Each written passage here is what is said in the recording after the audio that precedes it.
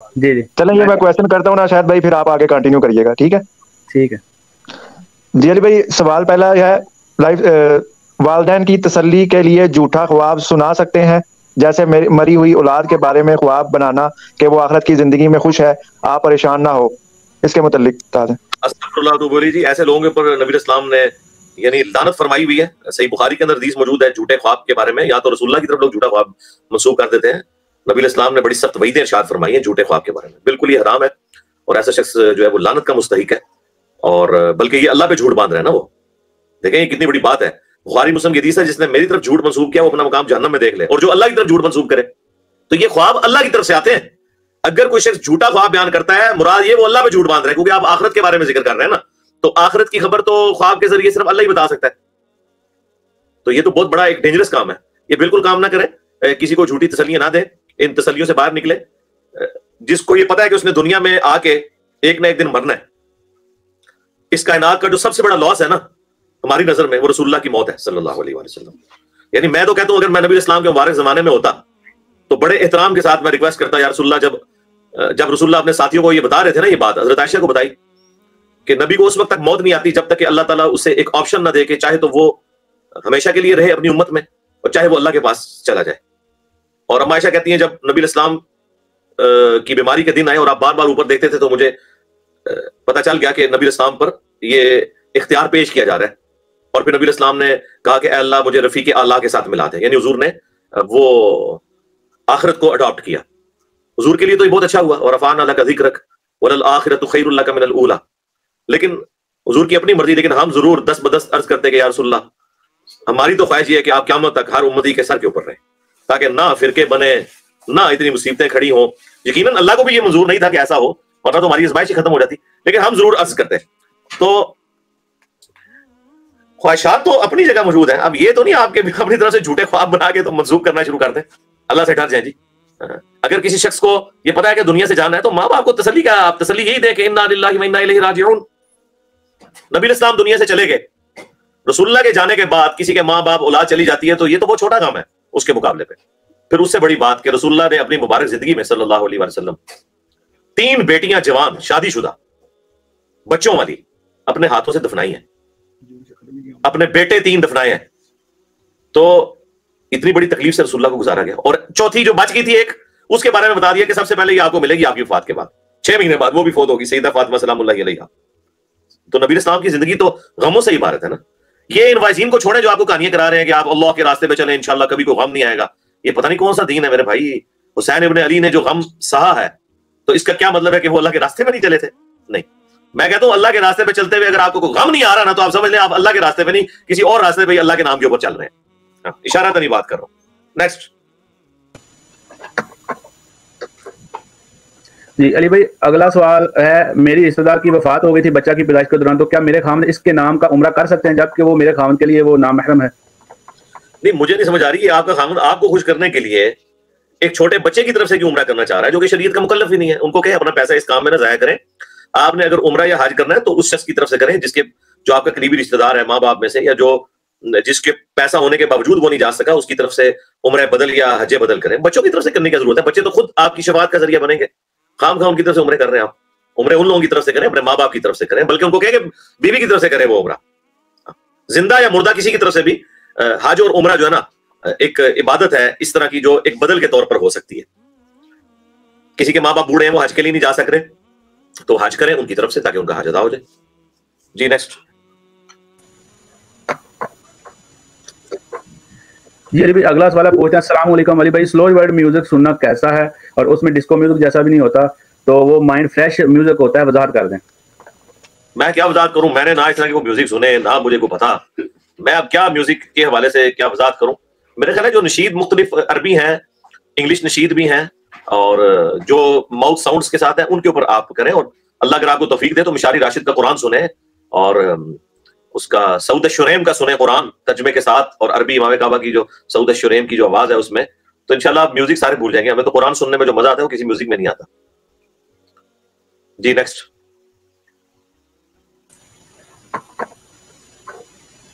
جی علی بھائی اگلا سوال ہے، پوچھتے ہیں السلام علیکم، کیا نہج البلاغہ میں حضرت علی رضی اللہ تعالیٰ عنہ کے خطبات صحیح سند سے ثابت ہیں؟ اگر ہیں تو ان کو احادیث کی کتابوں میں کیوں نہیں لیا گیا؟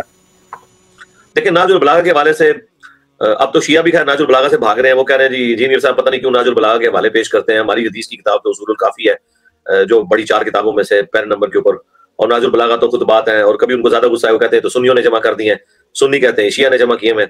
دیکھیں جو حدیث کی کتابیں ہیں ان میں حضرت علی علیہ السلام کے چند ایک فرامین تو موجود ہیں، جس طرح فضائل صحابہ میں نمبر کی کتاب میں طبرانی میں کہ میری وجہ سے 2 فرقے جہنم میں جائیں گے اور 2 گمراہ ہوں گے، ایک میری محبت میں غلو کر کے، ایک میری دشمنی میں غلو کر کے، یعنی ناصبی اور رافضی یا خارجی اور رافضی۔ تو یہ حضرت علی کا ہی قول ہے نا، اور یقیناً یہ غیبی خبر رسول اللہ نے انہیں بتائی تھی صلی اللہ علیہ وآلہ وسلم۔ باقی ظاہر ہے اس کے اوپر اختلاف تو کرتے ہیں، جو ہم چند ایک خطبات پیش کرتے ہیں وہ اس کی سند کے اوپر بحث کرنا شروع کر دیتے ہیں، جی ہم اس کو صحیح سند سے نہیں، یعنی اگر خلفائے ثلاثہ کی شان میں کوئی خطبہ آ جاتا ہے تو وہ کہتے ہیں نہیں جی یہ تو ثابت ہی نہیں ہے، اور اگر ثابت بھی مان لیں تو اس کی تعویلات کرتے ہیں کہ یوں نہیں یوں ہے، تو اس کا کوئی اینڈ نہیں ہے۔ میرا خیال ہے ان چیزوں سے بالا ہو کر ہمیں اپنے عقائد اور نظریات کی بنیاد قرآن کے اوپر رکھنی چاہیے، باقی ساری چیزیں جو ہیں وہ ثانوی حیثیت رکھتی ہیں۔ جی نیکسٹ۔ علی بھائی اگلا سوال پوچھتے ہیں، کچھ لوگ بیماری میں نماز میں ساری رکعتیں بیٹھ کے پڑھتے ہیں، پڑھنے کی بجائے پہلی رکعت کھڑے ہو کے پڑھتے ہیں اور باقی بیٹھ کے پڑھتے ہیں تاکہ زیادہ ثواب ہو، کیا ریئل میں اس طرح زیادہ ثواب ہوتا ہے؟ نہیں، یہ ایک لوگوں کو شاید وہم ہو گیا ہوا کہ ایک رکعت ہم کھڑے ہو کے پڑھ لیں گے تو سارے ثواب ہو۔ اگر آپ کھڑے ہونے کی سکت رکھتے ہیں تو پھر تو فرض نماز تو بیٹھ کے نہیں ہوتی ہے، قیام فرض ہے فرض نماز میں، نفلی نماز تو بیٹھ کے بھی ہو جاتی ہے، اشارے سے بھی ہو جاتی ہے، لیکن فرض نماز تو نہیں ہوگی۔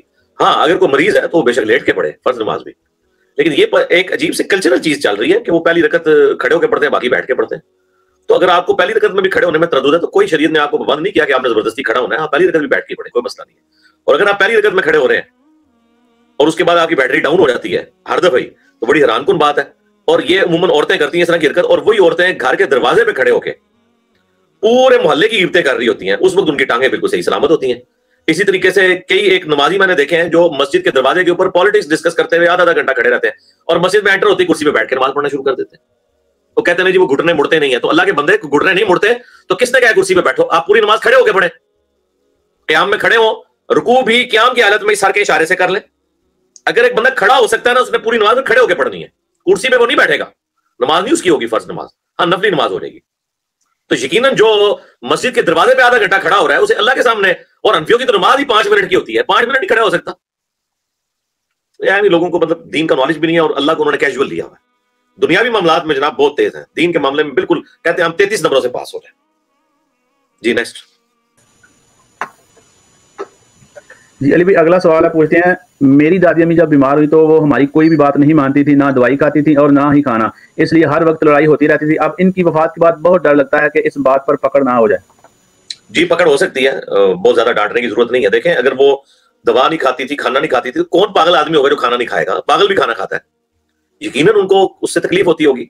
یہ نہیں اب میں کہتا کہ انہوں نے کوئی بھوک ہڑتال کی ہوئی تھی، ایسا نہیں ہوگا یقیناً۔ تو اس کے لیے پھر آپ ڈاکٹر سے رابطہ کریں، اس کا کوئی الٹرنیٹو ڈھونڈیں۔ باقی زبردستی تو یقین کریں، لوگ پتہ نہیں کس طرح زبردستی، میں تو شادی بیاہ کے موقع پر کبھی کبھار جب جایا کرتا تھا تو میں تو حیران ہوں تم لوگوں نے کس طرح پلیٹیں بھر بھر کے رکھی ہوتی ہیں، اور کئی لوگ واقعتاً وہ پلیٹ کھا بھی لیتے ہیں ساری۔ ہم تو ایک لقمہ نہیں فالتو ڈال سکتے، لوگ کہتے ہیں میں مزے کے لیے کھا رہا ہوں، میں تو کہتا ہوں کہ اگر انسان کا پیٹ بھرا ہوا ہے تو مزے کے لیے بھی کیسے ایک لقمہ بھی بندہ فالتو نہیں ڈال سکتا، لیکن لوگ ڈالتے ہیں۔ بعد میں بے شک الٹیاں کرتے رہے، ڈاکٹروں کی روزی روٹی عید کے موقع پہ، بڑی عید کے موقع پہ اسی لیے کھل جاتی ہے نا، اور چھوٹی عید کے موقع پہ بھی باربیکیو انہوں نے مطلب انت اٹھائی ہوئی ہوتی ہے۔ تو یقیناً اگر وہ دوائی نہیں کھا رہی یا کھانا نہیں کھا رہی تھی تو ان پہ کوئی ایسی کیفیت ہوگی نا، تو ان کے ساتھ بدتمیزی نہیں کرنی چاہیے تھی۔ آپ افسوس ہے تو ان کے لیے دعائیں مغفرت کریں۔ کسی کے ماں باپ بھی ناراض ہو کے فوت ہوئے ہیں تو اس کا علاج یہی ہے کہ آپ ان کی طرف سے صدقہ اور خیرات کریں، ان کے لیے دعائیں مغفرت کریں۔ قیامت والے دن آپ کے صدقے کی برکت سے جب انہیں نیکیاں ملیں گی تو وہ آپ سے خوش ہو کے قیامت والے دن آپ کی غلطیاں اللہ کے حضور معاف کروا لیں گی، کیونکہ حقوقی بات تو بہرحال معاف جو ہے وہ انسانوں نہیں کرنے، اللہ نے یہ اختیار انسانوں کو دیا ہوا ہے۔ اگرچہ اللہ تعالیٰ محتاج نہیں ہے، لیکن اس نے پسند یہی فرمایا کہ لوگوں کے حقوق لوگوں نے معاف کرنے ہیں۔ جی نیکسٹ۔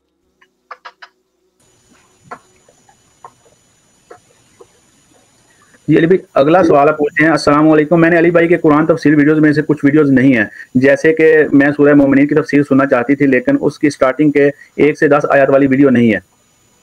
جی سورہ مومنون، ہاں جی وہ 1 سے 10 والی جو ہے نا وہ مسئلہ نمبر 155 کے عنوان سے، چونکہ وہاں وہ سیکس سے متعلق ایک ٹاپک آیا تھا، تو میری جو پرانی تفسیر کلاسز ہیں نا 344، ان میں سے آپ کو کافی سارے جو لیکچرز ہیں وہ مسئلہ نمبر کے نام سے ملیں گے، اور وہ اس لیے تھے کہ جو اسپیشل لیکچرز ہوتے تھے ہم انہیں مسئلہ نمبر ڈکلیئر کرتے تھے، اور یہ اگر آپ نے پوری ترتیب حاصل کرنی ہے تو اس کا ایک PDF بھی بنا ہوا ہے ہائپر لنک کے طور پر.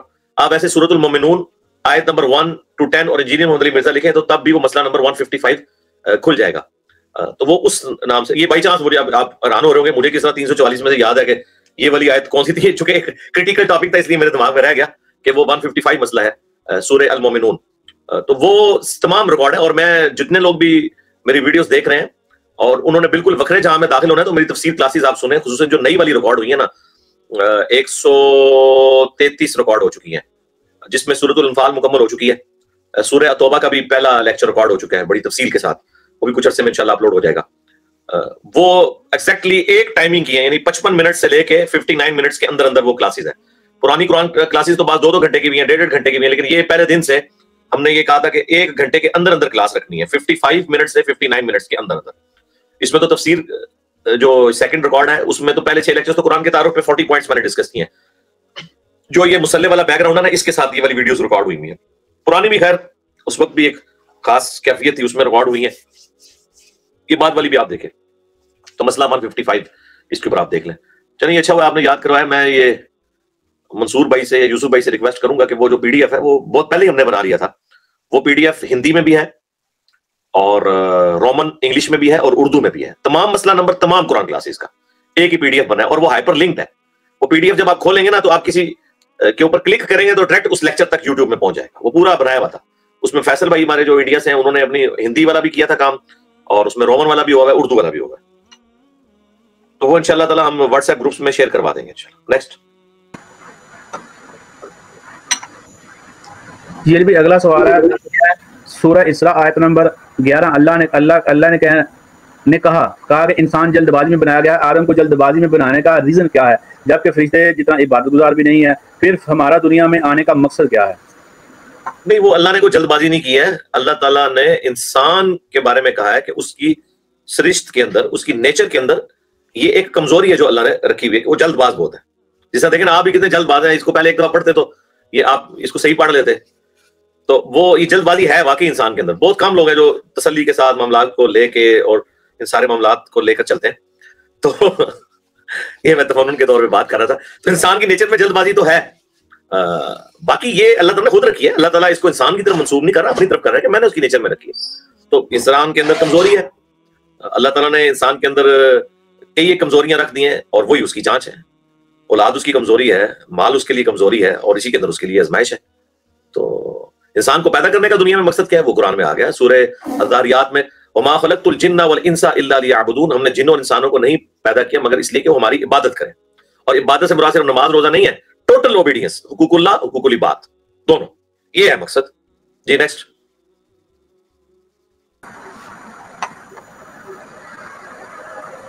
جی علی بھائی اگلا سوال ہے, پوچھتی ہیں علی بھائی میں شیعہ مسلک سے تعلق رکھتی ہوں. میرا آپ سے یہ سوال ہے کہ آپ اہل سنت کی احادیث کی کتابوں کو ترجیح کیوں دیتے ہیں؟ اصول کافی اور دیگر اہل تشیع کتابوں سے آپ کو کیا مسئلہ ہے؟ جی مجھے کوئی مسئلہ نہیں ہے. شیعہ کی جو سب سے معتبر کتاب ہے جس کے اوپر پوری دنیا کے مسلمان متفق ہیں وہ قرآن ہے. تو میرے تو سب سے زیادہ حوالے قرآن سے ہوتے ہیں. اب رہ گئی اہل سنت کی احادیث کی کتابیں, وہی باتیں اگر شیعہ کے ہاں موجود ہیں اور میں اہل سنت کی کتابوں سے ریفرنس دیتا ہوں تو اس میں کوئی ایسا مسئلہ نہیں ہونا چاہیے. ہاں جہاں پہ کنٹراڈکشن ہے وہ ایک الگ بات ہے, باقی میجورٹی چیزوں میں تو سنی اور شیعہ کی کتابیں ایک جیسے ہی بولتی ہیں. میں نے چونکہ اپنی زیادہ ایفرٹ اسی میں پٹ کی ہوئی ہے اور وہ ایک جینون بھی ہے. دنیا میں اس وقت 85% مسلمان جو ہیں وہ سنی ہیں, اس لیے ہم ان کا جو ماخذ کا ذریعہ ہے احادیث کی کتابیں اس سے جب ریفرنس کوٹ کرتے ہیں تو ان کے لیے ماننا آسان ہوگا. اور باقی رہ کے شیعہ تو میرا خیال ہے جو بھی ہم بخاری سے, مسلم, ابو داؤد, ترمذی سے بیان کر رہے ہیں میجورٹی کیسز میں شیعہ کا اس معاملے میں کوئی اختلاف نہیں ہے. شیعہ اسے ایکسیپٹ کرتے ہیں. ہاں اگر یہ حدیث اہل سنت کے ہاں مشکات کے اندر موجود ہے, یہ طبرانی کے اندر اور فضائل صحابہ عام بن حنبل کی کتاب میں کہ میری وجہ سے 2 فرقے جہنم میں جائیں گے, مولا علیہ السلام کا قول ہے اور ظاہر ہے رسول اللہ نے ان کو یہ غیبی خبر دی, ایک میری محبت میں غلوب کر کے ایک میری دشمنی میں. تو یہ حدیث اصول الکافی میں پائی جاتی ہے. چاہے میں اصول الکافی سے اس کا حوالہ پیش کروں, خواہ میں اس کا حوالہ مشکات سے یا طبرانی سے یا فضائل صحابہ عام بن حنبل کی کتاب سے کروں, اینڈ رزلٹ تو ایک ہی ہے. تو میں اس لیے پیش کرتا ہوں. باقی مجھے کوئی زیادہ انٹرسٹ نہیں ہے ان چیزوں کے ساتھ, مجھے زیادہ انٹرسٹ قرآن کے ساتھ ہے. دیکھ لیں میری پوری کی پوری دعوت جو ہے وہ سینٹرڈ اراؤنڈ قرآن ہے. احادیث تو میں ریفرنس کے طور پر بیان کرتا ہوں, پورے عقائد و نظریات کی جڑ قرآن ہے, کیونکہ نبی الاسلام نے غدیر خم پر قرآن اور اہل بیت چھوڑے. قرآن کا آپ نے احترام کرنا ہے اور اہل بیت کے ساتھ حسن سلوک کرنا ہے. رہ گیا اہل بیت کی تعلیمات سے استفادہ کرنا تو بالکل درست ہے, بشرطے کہ وہ اہل بیت کی تعلیمات ہوں, کیونکہ اصول کافی کے ہی مقدمے میں لکھا ہوا ہے, امام جعفر علیہ السلام کی طرف ایک قول منسوب ہے, اور باقی کتابوں میں بھی آپ کو مل جائے گا. شیعہ کا یہ بنیادی اصول ہے کہ کوئی بھی روایت جو قرآن کے خلاف ہے نا وہ نہیں ایکسیپٹ کی جائے گی۔ امام جعفر علیہ السلام فرماتے ہیں کہ اگر ہمارا بھی کوئی قول تمہیں ایسا ملے جو قرآن کے خلاف ہے تو اسے چھوڑ دو، وہ ہمارا قول ہی نہیں ہوگا۔ ہم یہی کہتے ہیں کہ جو عقائد و نظریات اہل تشیع کے ہاں اور اہل سنت کے ہاں قرآن کے بالکل مخالفت میں آئے ہوئے ہیں، گمراہی پر مبنی ہیں، شرکی عقائد ہیں، تو ہمیں کوئی چیز مجبور نہیں کرتی کہ ہم کسی امام کے قول کے اوپر، کسی بزرگ کے قول کے اوپر جو ہے وہ قرآن کی محکم آیات کے خلاف کوئی عقیدہ رکھ لیں۔ Not at all, never. تو ہماری بنیادی کتاب قرآن ہے جو بائنڈنگ فورس ہے، وَاعْتَصِمُوا بِحَبْلِ اللَّهِ جَمِيعًا وَلَا تَفَرَّقُوا، اللہ کی رسی۔ تو سنی شیعہ دونوں قرآن کے اوپر متفق ہیں، یہی کتاب ہے مین، باقی کتابیں تو بعد کی چیز ہے، اصل چیز جو عقائد کی بنیاد ہے وہ تو قرآن ہے۔ جی نیکسٹ۔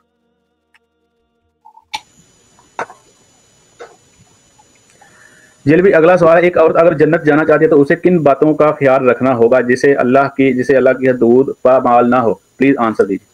جی، عورت ہو یا مرد ہو، دونوں کو نبی صلی اللہ علیہ وآلہ وسلم کی تعلیمات کی پیروی کرنی ہے، قرآن و سنت کی کرنی ہے۔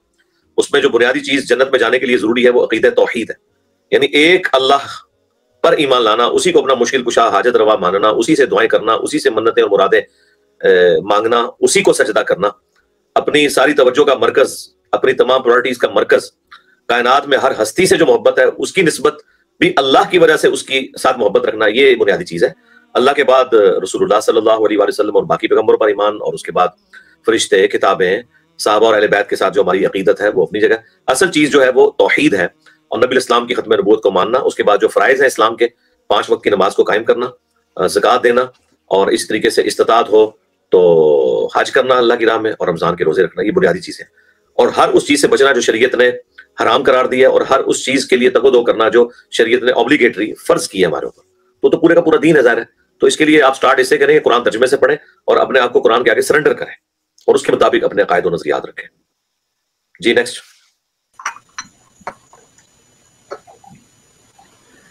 جی علی بھی اگلا سوال ہے کہ مولا علی نے نبی صلی اللہ علیہ وسلم کو کندھوں پر اٹھا کے کعبہ میں سے بت گرائے تھے، کیا یہ کسی حدیث کی کتاب سے ملتا ہے؟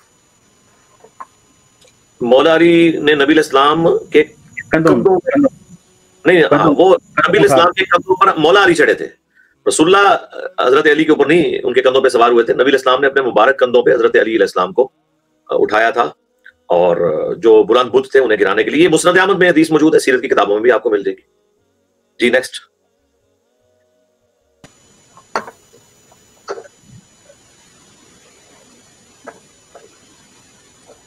جی علی بھائی اگلا سوال ہے، پوچھتے ہیں مجھے ہنسنے اور بات کرنے کا وسوسہ آتا ہے، جب کہ میں اسے روکتی ہوں میرا مائنڈ ڈائیورٹ ہوتا ہے، یہ کنٹینیو ہوتا ہے، کیا مجھے نماز بار بار توڑنی پڑے گی؟ انہوں نے وسوسوں کے پیچھے نہ پڑے، خدا کے لیے یہ وسوسے جو ہے نا اس کے اوپر آپ نہ چلیں۔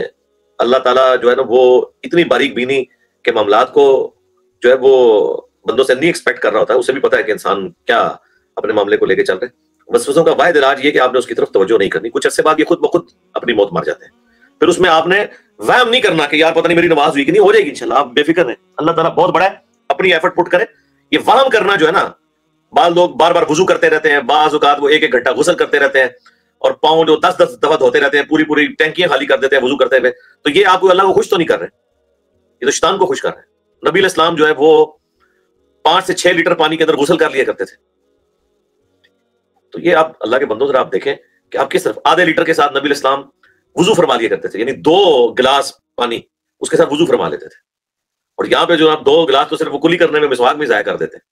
اور اسی طرح یہ جو وسوسے لوگوں کو آتے ہیں، بعض اوقات لوگ نماز نیت کر کے بار بار توڑتے رہتے ہیں کہ جی پتہ نہیں کانوں تک اللہ اکبر کی آواز آئی ہے کہ نہیں، اسی میں 15 منٹ ضائع کرتے ہیں۔ چھوڑیں کچھ عرصہ، آپ میں گارنٹی دیتا ہوں آپ کی نماز کو کچھ نہیں ہوتا، اللہ تعالیٰ قبول کا فرمانے والا ہے۔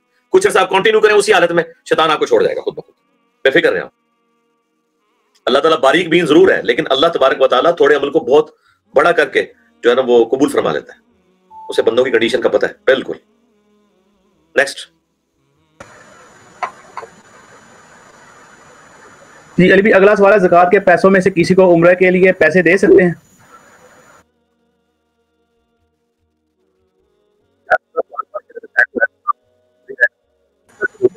جو ہے انسان رام نال پڑھو، جو پورا ہو جائے پھر تسی اسٹریم تو باہر نکلو، دوبارہ پڑھو۔ جی علی بھائی سوال ہے کہ زکوٰۃ کے پیسوں میں سے کسی کو عمرہ کے لیے پیسے دے سکتے ہیں؟ ان سے ہی پڑھا جناب، عمرے کے لیے زکوٰۃ کے پیسوں میں سے آپ پیسے دے سکتے ہیں، کیوں نہیں دے سکتے؟ عمرہ بھی تو ایک، یعنی اگر ایک غریب آدمی ہے اور وہ عمرے کے لیے جانا چاہتا ہے اور باقی اس کو استطاعت نہیں ہے تو آپ اس کو عمرہ کروانا چاہتے ہیں زکوٰۃ کے پیسوں سے ضرور کروائیں، لیکن یہ اس صورت میں کروائیں کہ جب آپ کے گرد و نواح میں اپنے رشتہ داروں میں کوئی اس سے زیادہ ضرورت مند نہ ہو. ایک بندے کے گھر 2 وقت کی روٹی نہیں ہے اور آپ اس کو چھوڑ کے اس کو عمرہ کروا رہے ہیں تو پھر تو ہم آپ کو کہیں گے یہ حرکت نہ کریں. اور اگر آپ کے ادھر ارد گرد اس طرح کے لوگ نہیں ہیں تو ٹھیک ہے آپ زکوٰۃ دیں، بالکل عمرہ کر سکتے ہیں. جی نیکسٹ. جی ابھی اگلا سوال ہے، پوچھتے ہیں السلام علیکم، نماز پڑھتے وقت بچوں کو ہاتھ میں اٹھانے پر حضور صلی اللہ علیہ وسلم رفع الدین کیسے کرتے تھے؟ ایک ہاتھ سے رفع الدین کیسے کر سکتے ہیں؟ کیوں نہیں کر سکتے ایک ہاتھ سے رفع الدین میرے بھائی؟ ایک ہاتھ سے آپ سلام لے سکتے ہیں، ایک ہاتھ سے آپ اشارہ کر سکتے ہیں، تو ایک ہاتھ سے رفع الدین کیوں نہیں کر سکتے؟ رفع الدین کہتے ہیں ہاتھوں کو بلند کرنا. اب ایک شرعی عذر ہے کہ ایک ہاتھ میں آپ نے بچہ اٹھایا ہوا ہے تو آپ ایک کو بلند کریں گے اور دوسرے کو یوں. اب جن لوگوں کے بازو ٹوٹ جاتے ہیں وہ ایک ہاتھ سے رفع الدین کرتے ہیں، ٹھیک ہے. حنفی بھی جب پہلا رفع الدین کرتے ہیں، ایک ایسا بندہ جس نے ایک بازو باندھی ہوئی ہے اپنی تو وہ نماز اس طرح کر کے شروع کرے گا، اس میں کون سا مسئلہ ہے؟ کر سکتے ہیں. جی نیکسٹ. جی علی بھائی اگلا سوال ہے، پوچھتے ہیں رکوع اور سجود میں تسبیحات کی میکسیمم کتنی تعداد ہونی چاہیے؟ میکسیمم کی تو کوئی لمٹ نہیں ہے، نفلی نماز ہے آپ جتنی مرضی کریں. دیکھیں بخاری مسلم میں تو نبی اسلام کی نفلی نمازوں کا ذکر آیا کہ آپ نے قیام میں سورہ بقرہ پڑھی اور سورہ بقرہ جتنا ہی رکوع کیا تو آپ اندازہ لگا لیں تو سینکڑوں کی تعداد میں سبحان ربی العظیم بنتا ہوگا. آپ یہ پوچھیں کم از کم کتنی ہونی چاہیے تو وہ 3 ہونی چاہیے. وہ ترمذی میں روایت موجود ہے، اس کی صحت میں اختلاف ہے لیکن اس کو سپورٹو مصنف ابن ابی شیبہ میں باقی کتابوں میں بھی روایتیں موجود ہیں. کم از کم 3 تسبیحات، سبحان ربی العظیم، سبحان ربی الاعلی. میکسیمم کی کوئی حد نہیں، جتنی مرضی کریں. سنن نسائی میں انس بن مالک کہتے ہیں کہ ہم رسول اللہ کے پیچھے بعض اوقات 10 دفعہ بھی تسبیحات شمار کیا کرتے تھے، یعنی اتنا لمبا نبی اسلام کا رکوع ہوتا تھا، سجدہ ہوتا تھا. اور 10 دفعہ سے یہ بھی پتہ چل گیا کہ طاق کوئی ضروری نہیں ہے. ہاں کم از کم 3 ہونے چاہیے، 4 بھی پڑھ سکتے ہیں، 5 بھی، 6 بھی، 7 بھی. تو طاق چونکہ ایک اللہ تعالیٰ کا پسندیدہ ہے، کیونکہ اللہ بھی طاق ہے تو اس لیے یہ ذکر کیا جاتا ہے. بخاری میں حدیث ہے اللہ وطر اور وطر کو پسند کرتا ہے، لیکن اس کا یہ مطلب نہیں ہے کہ آپ نے ضرور کرنا. اب جنازے میں بھی لوگ جان بوجھ کے 3 صفیں بنواتے ہیں، حالانکہ وہ دوسری اور پہلی صف میں جگہ خالی ہوتی ہے، جان بوجھ کے اسے 3 کرنے کے لیے صف توڑ دیتے ہیں، تو یہ بالکل غلط ہے. مسلم شریف میں حدیث ہے نبی اسلام نے ایک جنازے کی نماز پڑھائی اور صحابہ کہتے ہیں اس میں 2 صفیں تھی تو حضور نے تو توڑ کے 3 نہیں بنائی ہیں. یہاں جان بوجھ کے وہ 4 بنی ہوئی ہو تو 4 کو توڑ کے 5 کر لیتے ہیں، 6 بنی ہوئی ہو تو توڑ کے 7 کر لیتے ہیں، اور آگے ابھی نمازیوں کی جگہ خالی ہوتی ہے اور وہ چھوڑ دیتے ہیں. جب تک اگلی صف میں جگہ خالی ہے آپ پیچھے زیادہ صف نہیں بنا سکتے. تو جو آٹومیٹکلی جتنی بھی صفیں بن جائے آپ بنا لیں. جی نیکسٹ.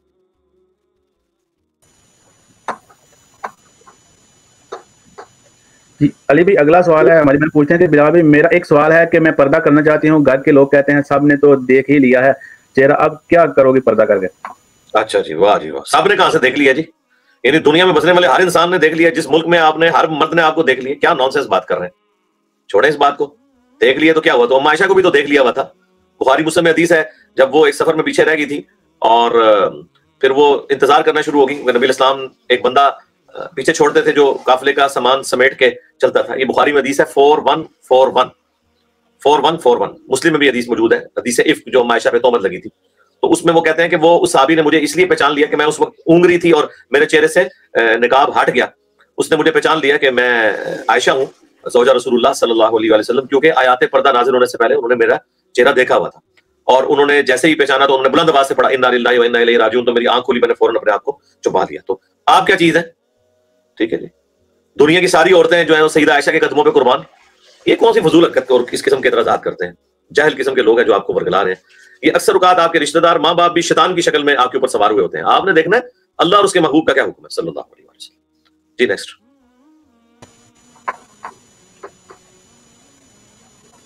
جی علی بھی اگلا سوال ہے، پوچھتے ہیں مسند احمد کی حدیث نمبر 287 میں ہے کہ نبی صلی اللہ علیہ وسلم عید کی نماز کے پہلے اور بعد میں کوئی نفلی نماز نہیں پڑھتے تھے، لیکن 2873 میں ہے کہ بعد میں گھر آ کر 2 رکعت پڑھتے تھے.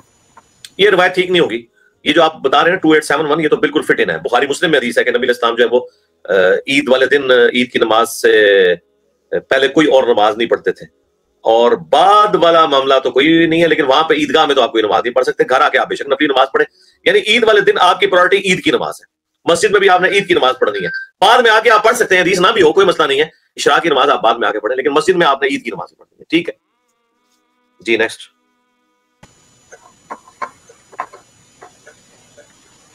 جی علی بھی اگلا سوال ہے کہ ناس بھی کہتے ہیں کہ امیر معاویہ رضی اللہ تعالیٰ عنہ کے دور میں اسلام کو بہت ترقی ہوئی، اس میں کیا سچائی ہے؟ اسلام کو تو کوئی ترقی نہیں ہوئی ہے، مسلمانوں کو ترقی ہوئی ہے.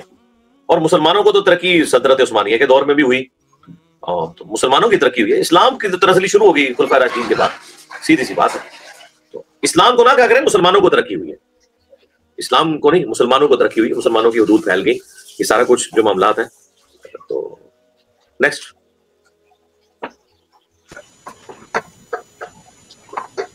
جی علی اگلا سوال ہے کہ اس حدیث کا کیا مطلب ہے کہ جو بات شک میں ڈال دے اسے چھوڑ دو, سچائی اطمینان دیتی ہے اور برائی شک میں ڈالتی ہے. اگر ہمیں سمجھ نہیں آ رہی کہ یہ چیز, تو کیا ہم اسے اس مسئلہ کو ہی چھوڑ دیں؟ نہیں, مسئلہ کو چھوڑنے کے لیے نہیں کہا گیا, یہ اس اعتبار سے کہا گیا کہ جو چیز آپ کو شک میں ڈالتی ہے, مثلا ایک بندہ کہتا ہے جی میں نے یہ کاروبار کرنا ہے, اب دو رائے اس میں آ رہی ہیں, کچھ لوگ کہہ رہے ہیں حلال ہے, کوئی کہہ رہے ہیں حرام ہے, تو بہتر ہے کہ وہ والا کاروبار چھوڑ کے آپ کوئی اور کاروبار کریں.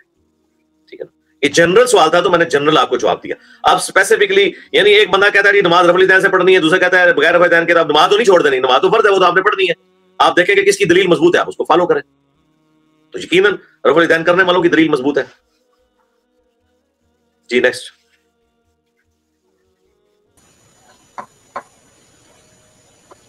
جی علی بھائی اگلا سوال ہے کہ بریلوی کہتے ہیں کہ حضرت باجید بستامی امام جعفر صادق علیہ السلام کے شاگرد تھے, اس بات میں کتنی صداقت ہے؟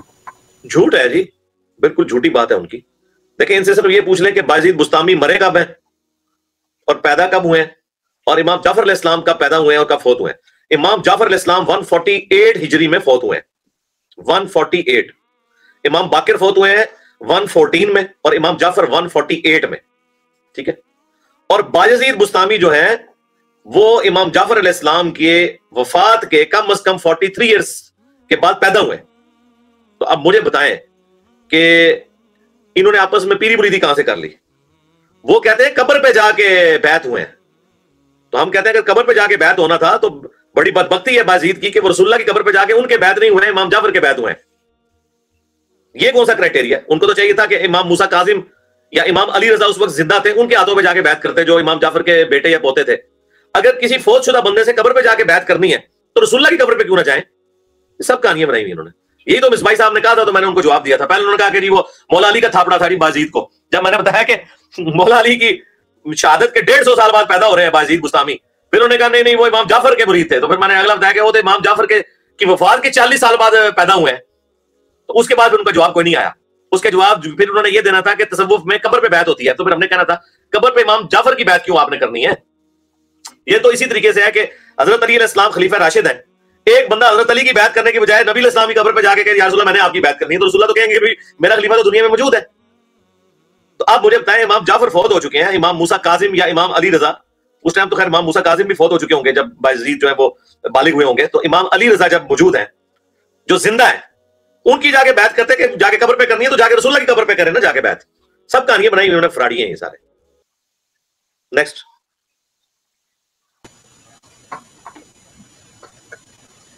جی علی بھائی اگلا سوال ہے کہ رافضی اور شیعہ میں کیا فرق ہے؟ کیا سنی لڑکی شیعہ سے یا شیعہ لڑکی سنی سے نکاح کر سکتی ہے؟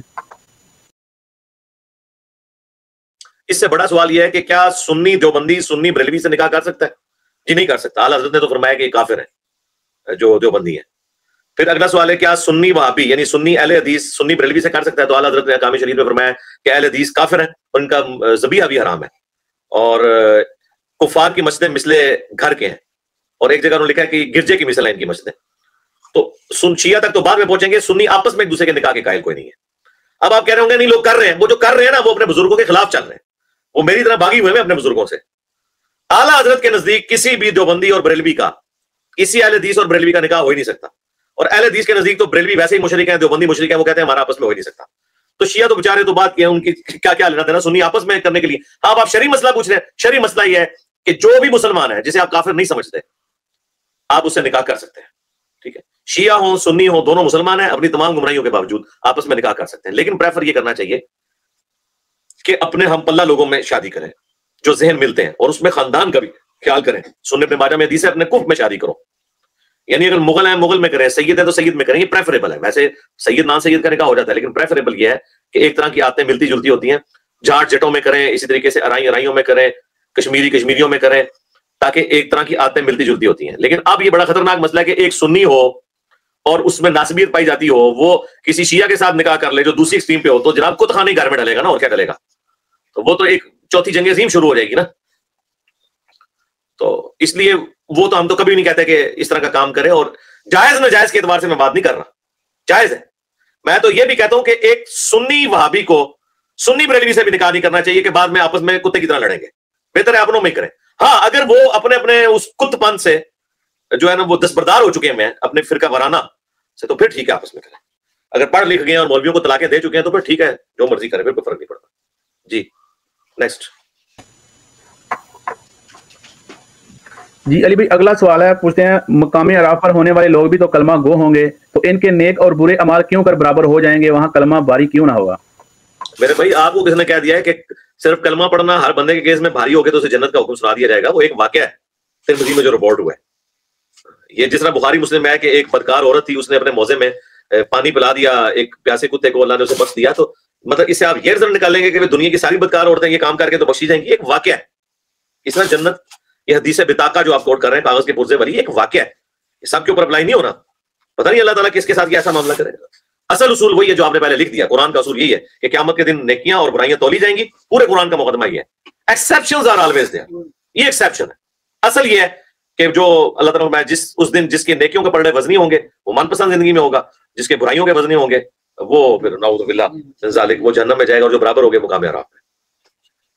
جی نیکسٹ.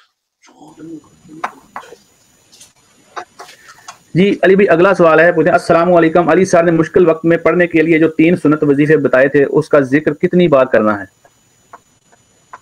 جتنی بار آپ آسانی سے کر سکتے ہیں.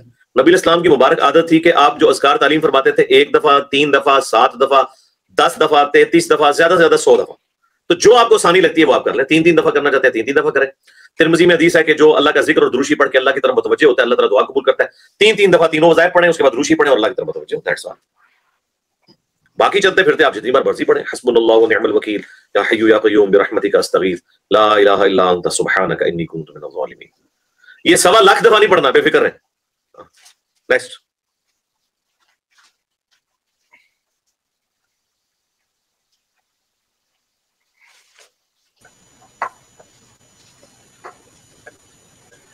جی علی بھائی اگلا سوال ہے, پوچھتے ہیں السلام علیکم, کیا اجتماعی قرآن خوانی جائز ہے؟ کوئی خاص سورہ پڑھنا مل کے یا ختم قرآن کرنا, کیا یہ عمل ثابت ہے؟ ایسی محفل میں شریک ہونا کیسا ہے؟ جی کوئی ثابت نہیں ہے, صرف درس قرآن ثابت ہے صحیح مسلم سے, وہ آپ کریں. باقی یہ جو قرآن خوانی ہے جو بلا کے لوگ کروا رہے ہیں یہ نہیں. ہاں گھر والے خود بیٹھ کے کوئی اجتماعی قرآن خوانی آپس میں کرتے ہیں تو وہ ایک معاملہ الگ ہے. وہ سنن دارمی میں موجود ہے کہ حضرت انس بن مالک میں کہ گھر والوں میں سے جب کوئی بچہ قرآن مکمل کر لیتا تو وہ سب کو اکٹھا کر کے دعا کیا کرتے تھے, وہ ایک علیحدہ بات ہے. لیکن یہ جو پورے محلے داروں کو اکٹھا کرنا, مسجد سے مولوی بلانا, پیسے دے کے, یہ کام نہ آپ کریں. درس قرآن کریں. قرآن خوانی کرنی ہے خود کریں, گھر میں بیٹھ کے سارے سورہ یاسین شریف پڑھیں. اس طریقے سے سورہ ملک پڑھنا چاہتے ہیں رات کو سونے سے پہلے ایک وظیفہ ہے, ایک پڑھے باقی سونے, ٹھیک ہے بالکل جائز ہے. لیکن یہ پروفیشنلی والا کام نہ ہو جو عموماً ہے, اس سے ہمیں اختلاف ہے. اور نہ یہ کہ مردوں کو پڑھ کے بخشنا ہے, زندوں نے پڑھنا ہے اپنے لیے. مردوں کے لیے صرف دعائیں کرنی ہے, وہ جو ان کے ساتھ ہونا ہے وہی ہونا ہے. صرف دعائیں آپ کی ان کو کام آ سکتی ہیں, ان کی طرف سے صدقہ خیرات. جی نیکسٹ.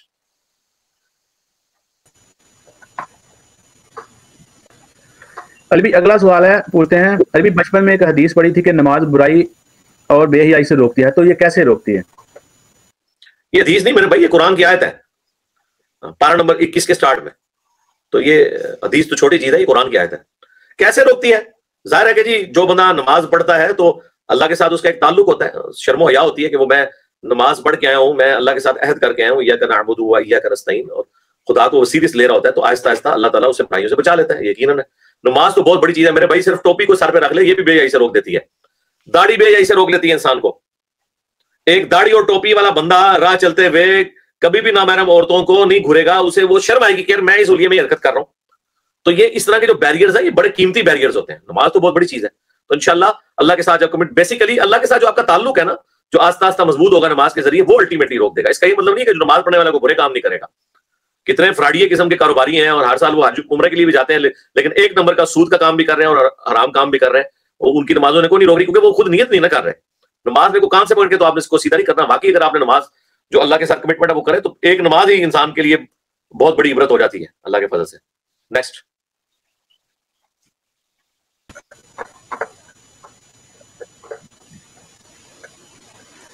علی آپ کو میری بات آ رہی ہے؟ جی جی آ رہی ہے. اچھا ابھی اگلا سوال ہے, کیا شیخ عبد القادر جیلانی رحمۃ اللہ علیہ کی کرامات کوئی حقیقت ہے؟ ابن تیمیہ بھی ان کی کرامات کے بارے میں کہتے ہیں کہ پہنچی ہوئی ہیں. پہنچی ہوئی ہیں جی, پہنچی ہوئی ہوں گی جی. ہمیں سے کرامت کا ہم نے کب انکار کیا؟ ہم یہ کہتے ہیں کہ ابن تیمیہ نے کہاں یہ لکھا ہے کہ عبد القادر جیلانی مردے زندہ کرتے تھے، یہ تو انہوں نے کہیں نہیں لکھا. کرامت تو اللہ کے فضل سے عبد القادر جیلانی کی، ابن تیمیہ کی تو نہیں، ہمیں پتا ہمارے اس پلیٹ فارم کی کرامت تو دنیا کے ہر بندے کو پتہ چل گئی ہے نا. جو لوگ کرامتوں کے ماننے والے ہیں ایٹ لیسٹ ان کو تو مان لینا چاہیے کہ ایک بندہ چھوٹے سے پلیٹ فارم سے صدیوں کے بابے الٹ رہا ہے، تو یہ کرامت نہیں ہے کہ جو پچھلے 1000 سال سے جن بابوں کی یہ کرامتیں مانے ہوئے تھے وہ سارے کے سارے بابے ان کے ماننے والے علماء فیل ہو گئے اس بندے کے سامنے. تو مان لینا پھر کرامت میری، اور اگر آپ میری مان لیں گے تو میں بھی وہ ساری کرامتیں ماننے کے لیے تیار ہو جاؤں گا. اور اگر آپ یہ کہیں یہ کرامت نہیں ہے تو سرکار وہ آپ کی کہانیاں ہم کیوں مانیں گے؟ ہم کہتے ہیں کرامت وہ ہو جو ثابت ہو، پھر ہم ضرور مان لیں گے. وہ کرامتیں جو نبی علیہ السلام کو بھی حاصل نہ ہو، وہ اپنے بزرگوں کے بارے میں پیش کرے کہ مردے زندہ کرتے تھے، تو پھر ہم انہیں کہانیاں کہیں گے. کرامت سے ہمیں کوئی نہیں ہے، کرامت کا منکر تو کافر ہے. لیکن کرامت یہ کہ اس شخص نے دعا کی اللہ کی مرضی سے قبول کر لے. یا جب نبی دنیا میں موجود ہوتا ہے اس وقت معجزات بھی ہو جاتے ہیں غیر انبیاء کے ساتھ بھی. بالکل یہ ہو جاتا ہے، وہ نبی کی برکت ہے. جیسے بخاری میں ابن مسعود کہتے ہیں ہم نبی علیہ السلام کے ہمارے زمانے میں بعض اوقات کھانا کھا رہے ہوتے تھے تو اس رکمے سے تسبیحات کی آواز آ رہی ہوتی تھی. یہ ہو سکتا ہے. جی نیکسٹ. جی علی بھائی نیکسٹ کویشچن ہے، رمضان میں روزہ ازواجی تعلق کی وجہ سے توڑا ہو، کفارہ کیا ہے؟ I am so worried. جی جی کوئی وری ہونے کی ضرورت نہیں، کفارہ ادا کرے. بخاری مسلم میں حدیث ہے کہ اس طریقے سے اگر کوئی کر لے تو وہ پھر ایک غلام آزاد کرے. اگر غلام نہیں آزاد کر سکتا تو 60 مسلسل روزے رکھے. اور یہ 60 روزے مرد نے بھی رکھنے ہیں اور عورت نے بھی رکھنے ہیں. یہ نہیں کہ دونوں نے 30 کر کے رکھنے ہیں. اور مسلسل روزے ہیں، ہاں یہ ذہن میں رکھیے گا. ہاں جو پیریڈز کی وجہ سے چھوٹ جائیں گے تو وہ اس کی سے کنٹینیوٹی ڈسٹرب نہیں ہوگی، لیکن جیسے ہی پیریڈز بند ہو پھر اگلا روزہ آپ نے سٹارٹ کرنا ہے. اور اگر کوئی اس کی بھی استطاعت نہ رکھے تو 60 مساکین کو کھانا کھلا لے. تو 60 مسکینوں کو کھانا ایک وقت کا مرد کی طرف سے اور 60 مسکینوں کو کھانا عورت کی طرف سے. اور اگر کوئی بہت غریب ہے نہ روزے رکھ سکتا ہے نہ کچھ کر سکتا ہے پھر ٹھیک ہے، تھوڑا بہت جو صدقہ خیرات کر سکتا ہے وہ کرے اور اللہ سے معافی مانگ لے. نیکسٹ. جی علی بھائی نیکسٹ کویشچن ہے، السلام علیکم علی بھائی، شوہر اگر نماز کی پابندی نہ کرے تو بیوی کیا کر سکتی ہے یا نہیں؟ سختی کا پوچھ رہے ہیں. بیوی نے کیا سختی کرنی ہے جی؟ بیویاں بیچاری کیا کریں، مظلوم ہوتی ہیں. سختی مطلب اگر تو آپ کا خامند آپ کے نیچے لگا تو بسم اللہ کریں، اسے تو کوئی بڑی اور بات ہی نہیں ہے. اگر خامند سختی کر سکتا ہے تو بیوی بھی ضرور کرے جی. اگر آپ کا روب چلتا ہے تو ضرور کرے جی سختی، اچھی بات ہے. کیونکہ قرآن میں حکم ہے قوا انفسکم واہلیکم نارا، بچاؤ اپنے آپ کو اور اپنے گھر والوں کو جہنم کی آگ سے. بالکل سختی کریں، اپنے بستر سے الگ کریں ایسے خامند کو. جی نیکسٹ. جی علی بھائی نیکسٹ کویشچن ہے، نکاح مسیار کیا ہے؟ اسلام میں اس کی کیا اہمیت ہے؟ کیا نبی صلی اللہ علیہ وسلم کا زمانے میں بھی ہوتا تھا یا یہ بعد میں اسلام میں آیا ہے؟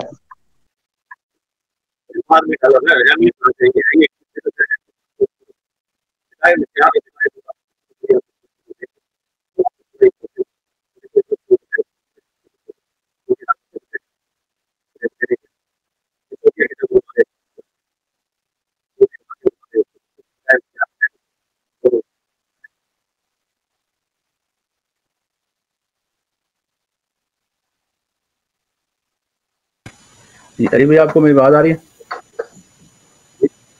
جی جی آ رہی ہے، تسلی سے بولیں. اور میرے خیال میں عرفان بھائی کا شاید غالباً نیٹ کا مسئلہ ہے. چلو میں کرتا ہوں. کوئی مسئلہ نہیں ہے، آپ کے پاس بھی پی ڈی ایف ہوگا. اگلا سوال کرو. جی نہیں لائیو ہو رہے ہیں.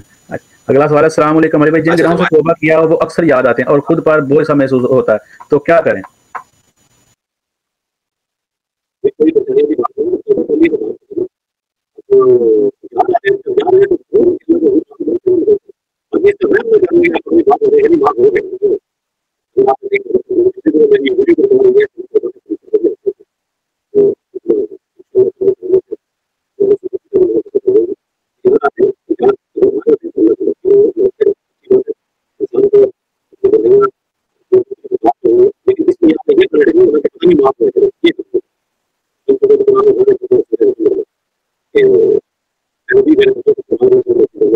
کہ اللہ کی رحمت سے ناامید نہ ہو، بے شک اللہ تعالیٰ تمام پرابلم رہی ہے پیچھے نا. جی جی آواز کا ایشو آ رہا تھا آپ کا. میں دوبارہ جی دوبارہ کر جی میں دوبارہ کر لیتا ہوں.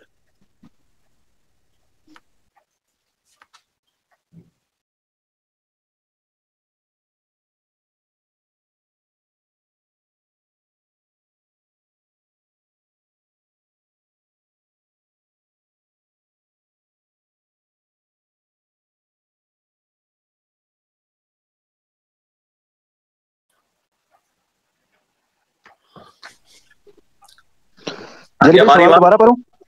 نہیں بس ٹھیک ہے، میں ہاں جی، یہ توبہ کے والے سے پوچھ رہے ہیں کہ پرانے گناہ یاد آتے ہیں. کوئی مسئلہ نہیں ہے، یاد آنا کوئی ایسا مسئلہ نہیں ہے. یہ نہ ہو کہ یاد آنے کے بعد دوبارہ نہ کرنا شروع کرتے ہیں. یاد آنے پہ جو بوجھ محسوس ہو رہا ہے تو یہ تو ایمان کی نشانی ہے. بخاری مسلم میں حدیث ہے کہ منافق کے لیے گناہ ایسا ہے جیسا کہ ناک میں مکھی بیٹھی تھی اور اڑا دی، اور مومن کے لیے گناہ چھوٹے سے چھوٹا بھی ایسا ہے گویا کہ اس کے سر پہ پہاڑ کی سینے رکھتی ہے. تو وہ توبہ کرتے رہے، لیکن اس میں فنیٹک نہیں ہونا کہ پتہ نہیں معاف ہوا ہے کہ نہیں. بخاری مسلم حدیث ہے، میں اپنے بندے کے گمان کے قریب ہوں. توبہ کریں، اصلاح کر لیں اور اللہ سے امید رکھیں کہ معاف ہو گیا. سورہ الزمر میں اللہ تعالیٰ نے فرمایا کہ اے نبی میرے بندوں سے فرما دو جنہوں نے اپنی جانوں پر ظلم کیا کہ اللہ کی رحمت سے نا امید نہ ہو. لا تقنطوا من رحمت اللہ ان اللہ یغفر الذنوب جميعا، بے شک اللہ تعالیٰ سارے گناہوں کو معاف فرما دے گا اور بخشنے والا مہربان ہے. انشاءاللہ تعالیٰ بے فکر رہیں. پچھلے دنوں میری ایک ویڈیو اپلوڈ ہوئی ہے توبہ کا صحیح طریقہ، تو وہ آفیشیل چینل کے اوپر آپ یہ لکھیں توبہ کا صحیح طریقہ اور انجینئر مدنی مرزا، تو ویڈیو کھل جائے گی انشاءاللہ تعالیٰ.